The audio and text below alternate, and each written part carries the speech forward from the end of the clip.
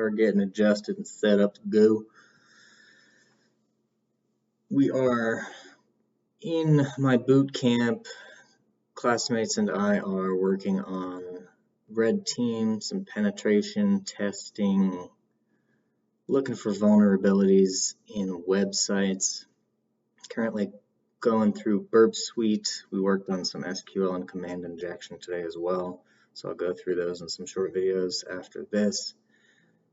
But while my virtual machine loads up, we can go over some of the basics of what we'll see within Burpsuite. Once we get there, we're going to be working on damn vulnerable web application DVWA within Burpsuite, which my understanding is that it's basically a sandbox of a vulnerable web application where we can perform brute force tests. We can run SQL injection, command injection, all sorts of stuff, cross-site scripting attack as well. So you're going to be seeing a lot of HTTP packet information. We're going to be seeing HTTP request get and post. The get request is a request from client to the server to ask for, say, the web page, the home page, or the login page.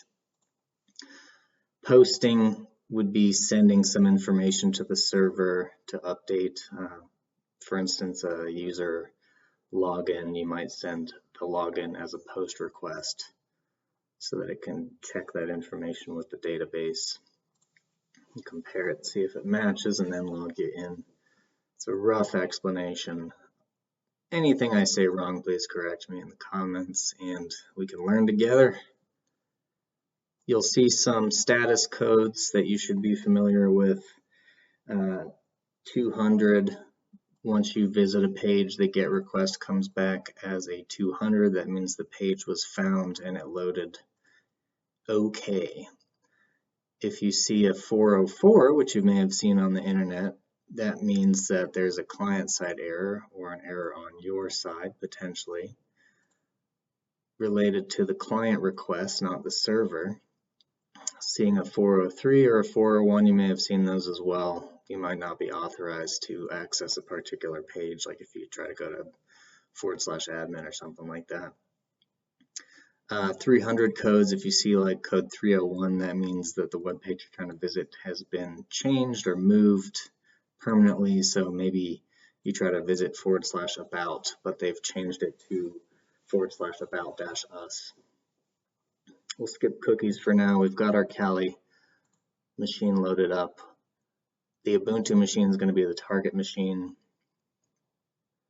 So we'll get that loaded up as well. No reporting right now. We're trying to learn.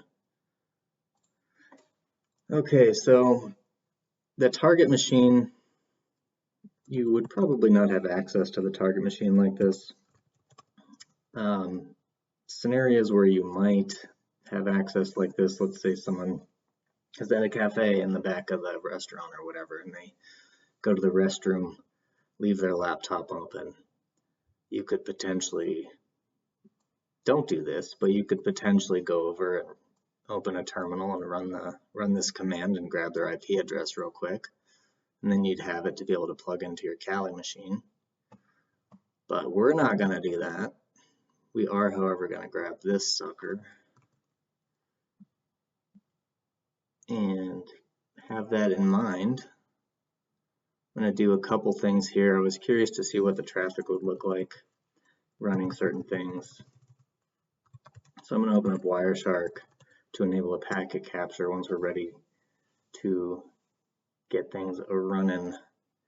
I'll just capture all the traffic right now on my ETH0 interface. That's where all the traffic's going to pass through. I'm not going to pre-filter anything. I'll filter it after the fact. So we'll just let that run in the background. And open up Burpsuite. This takes a while to open up, unfortunately, so probably go through some of the tutorial stuff as it loads. Should have been doing that, getting it loaded already. start burp. We're doing the defaults for burp. If it asks us to input any sort of password information here, we'll just hit cancel once it loads up.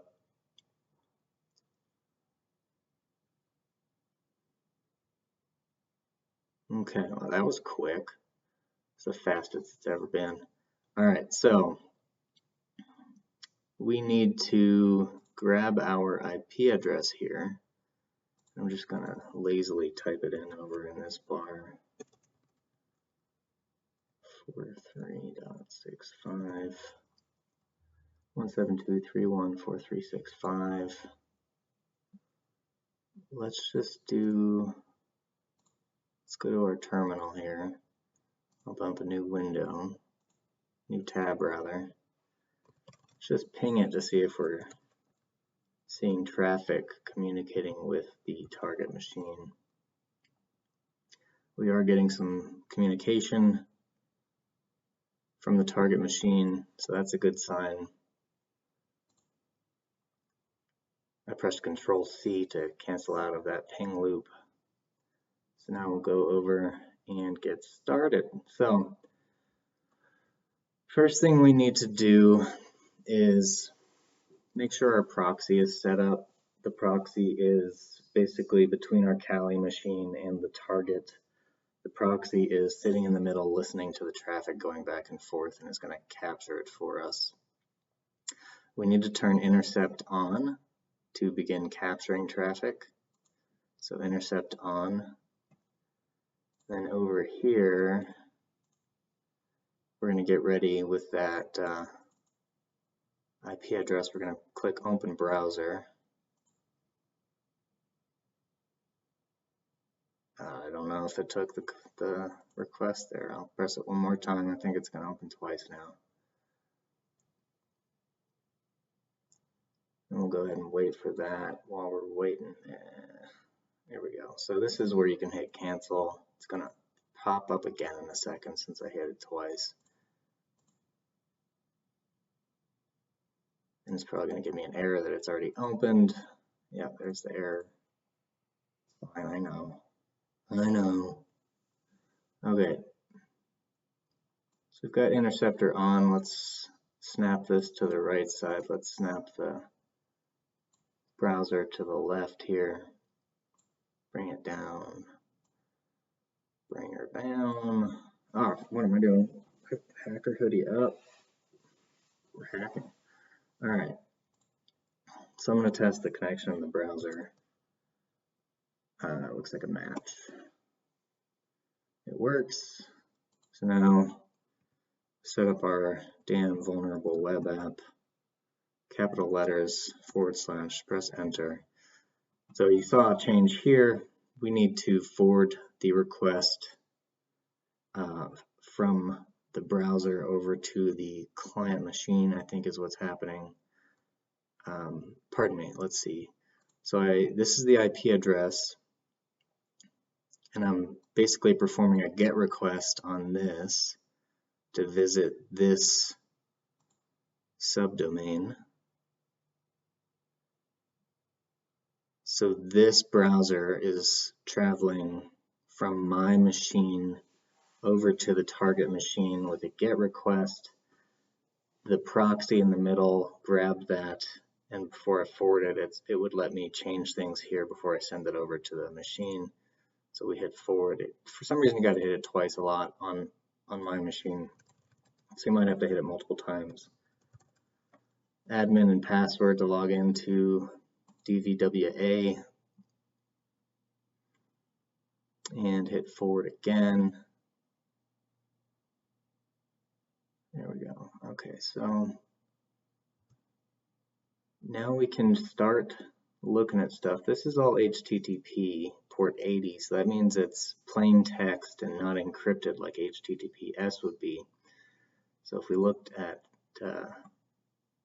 our login request, this stuff is not encrypted down here.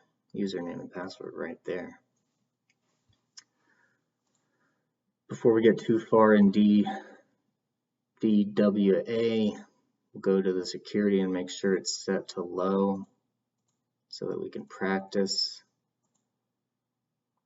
It is set to low there. All right, so let's hop over to brute force.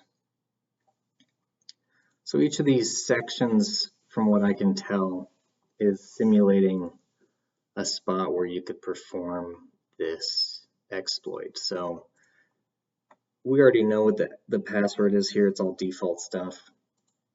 Admin and password is password. We would hit login forward, and seeing this is a successful sign-in confirmation. And going back here again, we should see plain text, username and admin sent through as a query at the end of this subdomain request. So we performed a GET request with username and password, and we successfully got in here. That was kind of the extent of the lesson in the class. However, we want to do a bit more than that.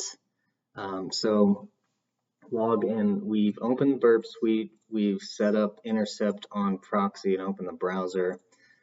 We've put in the target machine's IP with /DVWA. We've logged in to the application DVWA, navigated to the brute force section, configure burp to intercept requests to the login form. We did that by setting up intercept on, and then we can look at the history here within proxy. Now, this is saying send the request to repeater. So we can right click here and do send to repeater. Highlights this in orange now that it's received something. At this point, we might try other passwords. Basically, repeater, in my understanding, is taking a GET request that was pulled from our machine, going to the site with the proper HTTP header and body. And then, since it's captured it via the proxy here, burp, we can alter this stuff and then send it. So let's just try user and password 123, send, and then we can see what the response is. So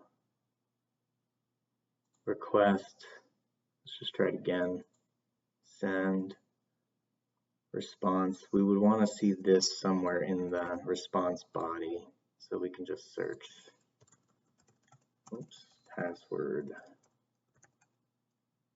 protected. But look at here, password and or username is incorrect. Let's go ahead and do what we know. Send it again with the proper one, send. Now let's take a look at the response.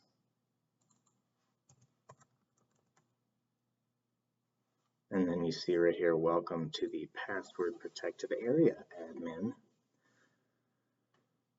So now, building off of that, we can go to this intruder tab. To get started, send a request to intruder from anywhere in burp. So we'll go to our proxy, we'll go to our login request and send to intruder. Now this is highlighted orange because it's received the data. And now this is where we can actually perform a brute force attack. If we did cluster bomb, we could put in a bunch of different payloads. We've got up to 5 payloads we can put in, and each one is a cluster, I suppose. So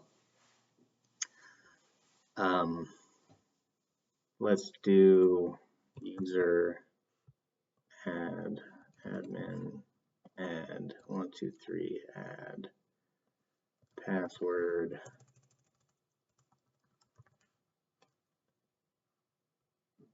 guest password 123 add, and let's see, we can hit the second payload and we'll just put the same stuff again, admin user 123. So we're doing a password and user field info right here.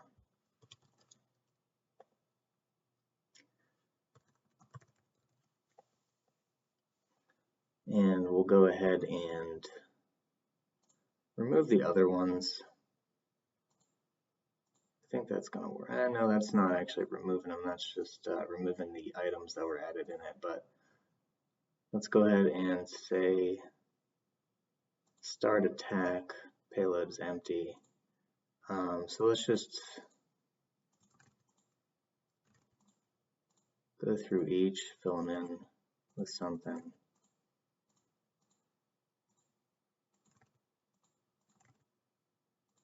Start attack. Some of it's disabled, la-di-da, and here's our password cracker with our given payload, running each of them in.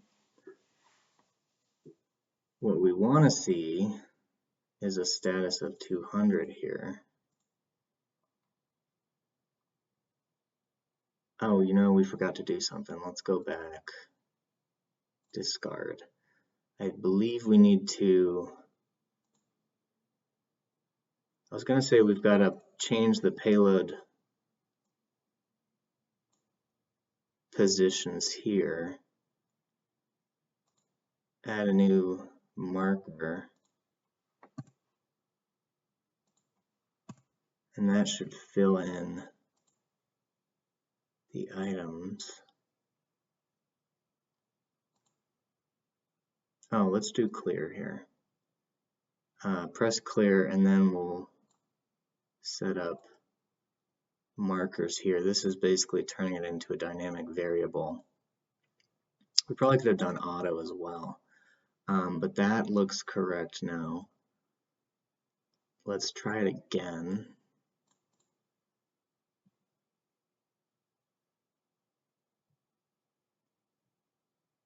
So we're getting a bunch of status 200s, which is a good sign. We can go to our admin password one here. And we've got,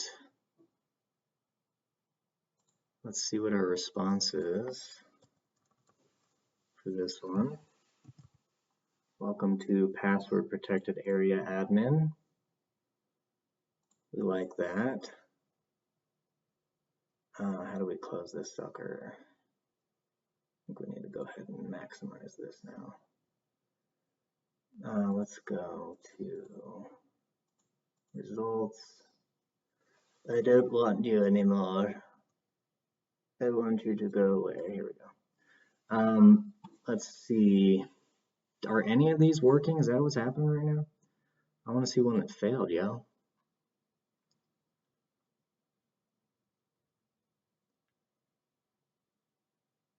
Just thinking, not out loud. Let's just go to this one. Response, probably going to be the same where it worked, but maybe it just takes anything. Let's see. Password. Here we go. So this is a fail. It took the request. It accepted the request because it went to a legitimate login field and web page, but it did not accept the username and password. It rejected them and redirected to an incorrect login page. So that's how we can see the result there. If we wanted to perform hack, get me out of here. This is the payload. Discard the attack. So let's say we want to load Jack the Ripper word bank for password and username, we can go to sniper, I believe, and then go to payload. It's just doing one shot. We're going to hit load. I want to say it's in user share.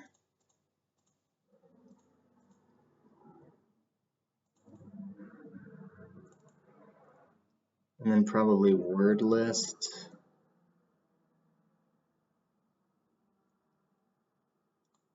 Word lists, John, open, send it. So now it's going through the John the Ripper rather, word list. And that's going to take a while. And then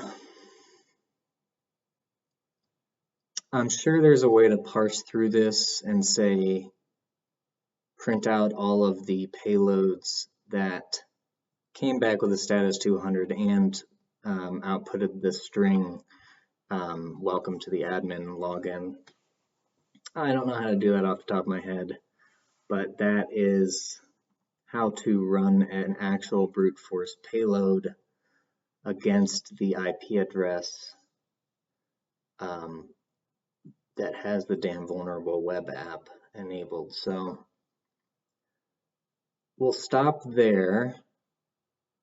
Let me just double check to see that we got all the cool stuff done. Yeet. What's up, Cyberpunk? All right, so we did get requests and stuff, post requests. We guessed the credential for the form. We already knew it up here, but we guessed it too by plugging in some payloads. How can websites be more secure from brute force attempts? Well, we got in with very simple username and password. Admin's a common one. Don't use the password for your websites. Or for your logins, use complex multi-character alphanumeric with special characters, minimum 8+ characters. Don't save those passwords onto your notepad in your phone. Somebody was just like, oh, I totally do that. Don't do that. Somebody could get into your phone. You lose your phone, they get into your phone, they find your password list. Now they have access to your finances. They have your phones. They might have access to your authenticator app with your multi-factor authentication, etc. So it's bad juju. That's why you'll also see often when you put in a weak password, it'll throw an error that says, you're missing special characters. It's not long enough, blah, blah, blah, blah, blah. That's why. Because they don't want people to be able to brute force your login and password with John the Ripper over here. So we'll call it on that. If you have any questions, let me know. Don't forget to turn on intercept. Don't forget to press the forward button a bunch. And have a good old time learning out there, folks. Yeah, bye now.